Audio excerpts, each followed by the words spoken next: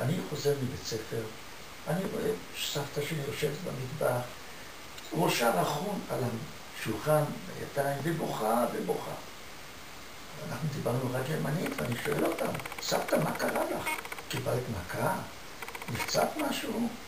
היא אומרת לי, בוא תשב, תשמע.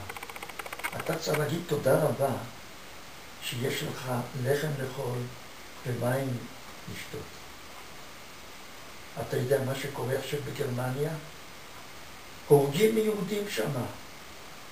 שולחים אותם למחנות הסגר ולא נותנים להם לאכול, הם מתים מרעב.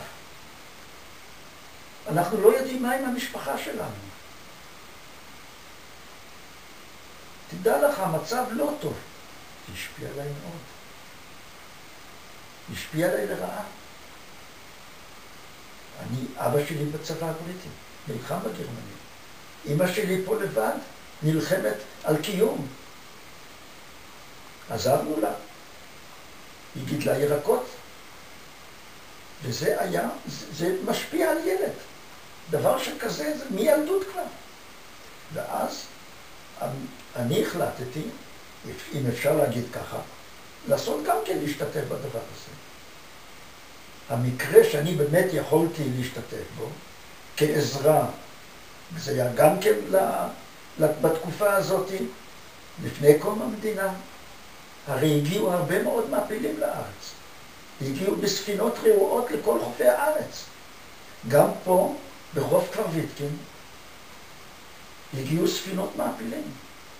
והיות וליד כפר ויתקין היה מחנה של הצבא הבריטי, היום זה נמצא במערב מכפר ויתקין, זה היום בית ספר נעורים נמצא במקום שהיה מחנה של הצבא הבריטי. אז אותם מעפילים שהגיעו לחוף הים, היה שביל לאורך נחל אלכסנדר עד לכפר הרועה. הביאו אותם פה לכפר הרועה את המעפילים.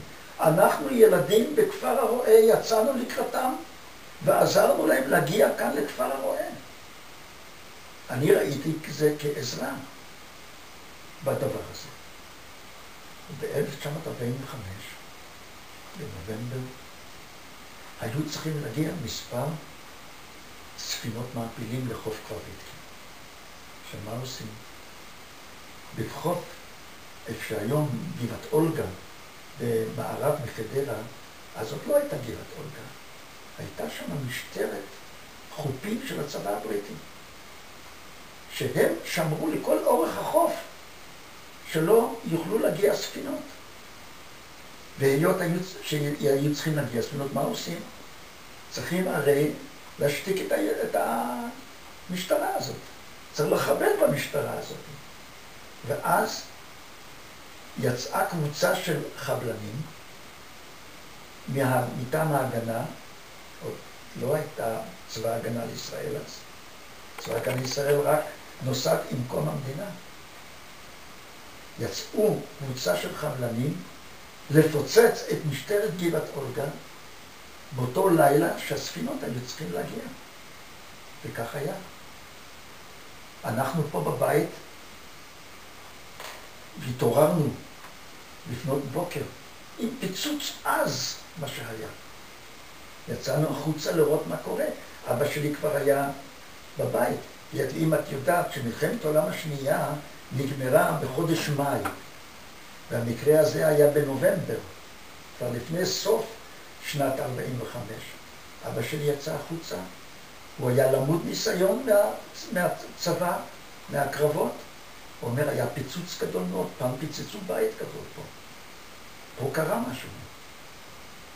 ואז לא ידענו בדיוק.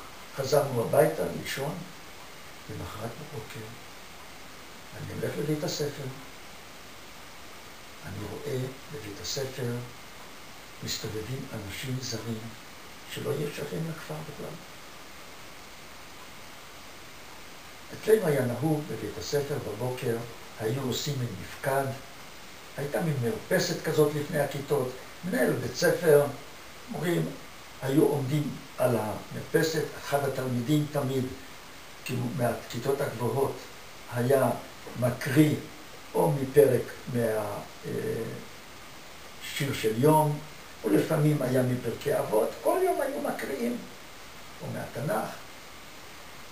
אחרי המפקד הזה, מכריז מנהל הבית ספר, אנחנו לא נכנסים לכיתות.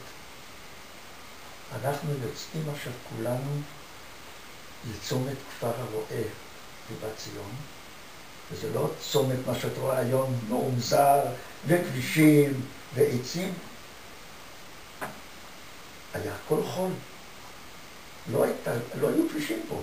גם את הכביש שנוסעים מבית ליט לחדרה, סללו רק כשאנחנו כבר גרנו בכפר הרועה.